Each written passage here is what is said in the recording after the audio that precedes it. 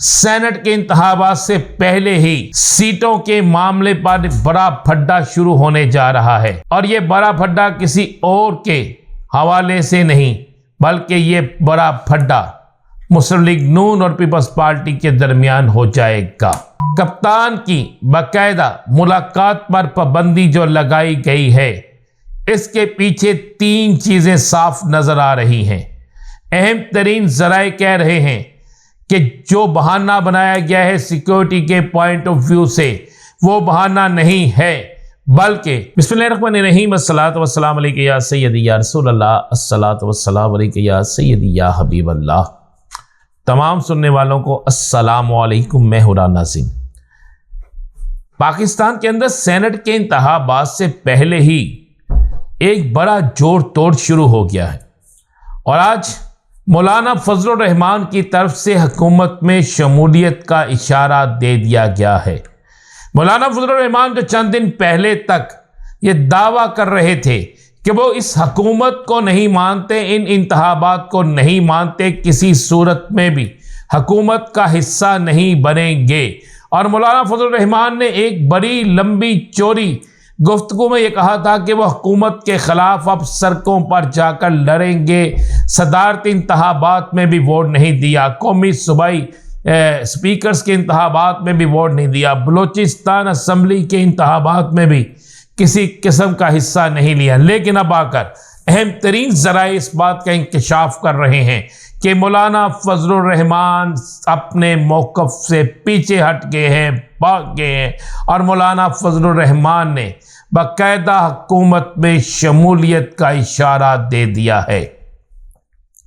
हालांकि मौलाना फजलुर रहमान के केपी के पंजाब और सिंध के अंदर होने वाले इजलासों में वाज़े तौर पर यह मौक़िफ़ इख्तियार किया गया है कि उनके कारकुनों की तरफ से यह कहा गया है कि किसी सूरत में हमने हुकूमत के किसी भी शख्स से कोई सपोर्ट हासिल नहीं करनी।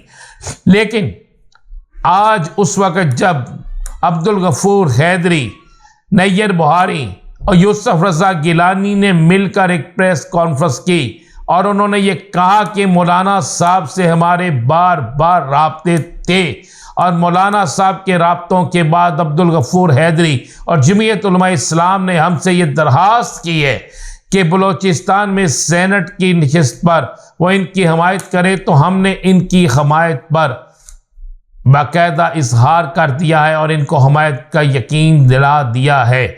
और साथ में उन्होंने एक बात कही कि एक सवाल के सहाफ़ी के सवाल में कि आइंदा भी हुकूमत के दीगर मामलात में ये हमारे साथ चलेंगे।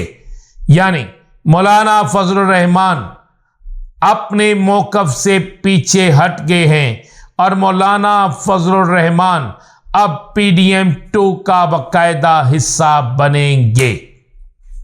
ये बहुत बड़ी खबर है कि मौलाना फजलुर रहमान जिनके साथ हाथ हुआ बकौल उनके, मौलाना फजलुर रहमान जिन्होंने अवाम में जाने का फैसला किया, मौलाना फजलुर रहमान जो चंद दिन तक शदीद तरीन बयानबाजी किए हुए थे, अब अचानक से सेनेट के इंतखाबात में मौलाना साहब ने खुलकर हुकूमत के साथ जाने का फैसला कर लिया है, जिसकी पहली मिसाल बलूचिस्तान में सेनेट की एक नशिस्त पर पाकिस्तान पीपल्स पार्टी और अब नून लीग दोनों से उन्हें मुकम्मल तौर पर हमायत मिलेगी।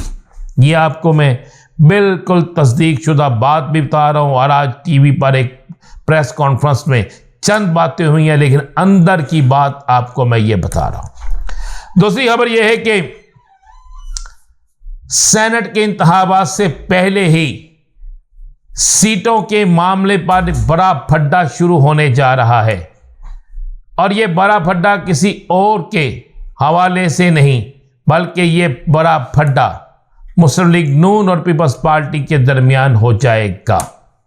तीसरी खबर आपको अहम तरीन दें, कप्तान की बाकायदा मुलाकात पर पाबंदी जो लगाई गई है, इसके पीछे 3 चीजें साफ नजर आ रही हैं। अहम तरीन ज़राए कह रहे हैं कि जो बहाना बनाया गया है सिक्योरिटी के पॉइंट ऑफ व्यू से, वो बहाना नहीं है बल्कि वज़ीर आला पंजाब की ख्वाहिश पर ये सब कुछ यहाँ हदायत पर ये सब कुछ किया जा रहा है, क्योंकि डाला जेल पंजाब के अंटर आती है और वजीरे जेल खाना जात वफाकी हुकूमत से नहीं पंजाब से होते हैं, इसलिए इसे पंजाब हुकूमत के जुम्मा डाला जा रहा है। और कहा जा रहा है कि 3 चीज़ें इसमें की जा रही हैं।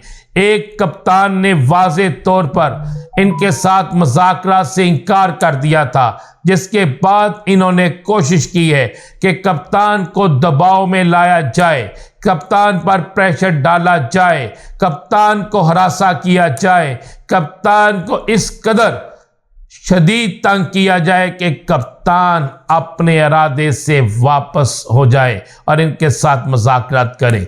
लेकिन शायद ये भूल गए हैं कि इस सूरत में, किसी सूरत में भी, बल्कि कप्तान अब इनसे मुज़ाकरात नहीं करना चाहता। दूसरी ये भी ह्यूमन चल रही है, क्योंकि सेनेट के इंतखाबात के कागजात नामजदगी लिए जा रहे हैं और सेनेट में किसने किसको लड़ाना है। चूँकि पंजाब के अंदर सुन्नी इत्तेहाद कौंसिल के पास इतनी नशिस्तें हैं कि वो सेनेट की नशिस्तें हासिल कर सकते हैं। KPK के अंदर भी वो उनके पास एक बारी बल्कि एक 3/3 अक्सरियत मौजूद है और सिंध के अंदर भी एक नशिस्त के लिए वो कम अज़ कम अपना हिस्सा ले सकते हैं। इस सारे सिनेरियो में वो चाहते हैं कि कोई भी मुशावरत ऐसी ना कप्तान के साथ इनकी हो कि जिस पर कप्तान किसी तगड़े लोगों की लिस्ट इनके हवाले करे और एक नई हिकमत अमली इनको दे। इस बात पर भी बड़ा जोर से गौर किया जा रहा है। कहा जा रहा है कि ये बात भी मुलाकात को रोकने का एक सबब हो सकती है। और तीसरी चीज़ जो बड़ी आज बल्कि डिस्कस की जा रही है वो ये है कि कप्तान को तब्दील यानी इस जेल से कहीं शिफ्ट भी किया जा सकता है।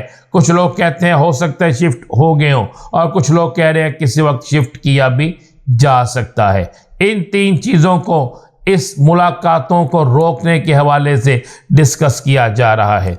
आज एक और बड़ी खबर है और वो बड़ी खबर यह है कि ज़िमनी इंतखाबात के हवाले से सेनेट के फौरी इलेक्शन के बाद जो शेड्यूल जारी होना है इसमें भी पाकिस्तान पीपल्स पार्टी ने अपना और नून लीग ने अपना हिस्सा मांग लिया है, जबकि ज़मीनी हकायक और पहले ही रोज़े में बदतरीन महंगाई, अवाम यूटिलिटी स्टोरों के बाहर खड़े होकर जलील और रुस्वा हो गए। अवाम ने शदीद तरीन रद्द अमल का इजहार किया है। इन तमाम चीज़ों के बाद आइंदा ज़िमनी इलेक्शन में हुकूमत की हुकूमती इत्तेहाद का किसी सूरत में भी जीतना मुमकिन नज़र नहीं आता। ये बड़े अहम तरीन चीज़ें थी जो आज आपके सामने रखना ज़रूरी थी। मज़ीद क्या होगा बताएंगे आपको अगले व्लॉग में। इजाज़त दीजिए, अल्लाह हाफ़िज़।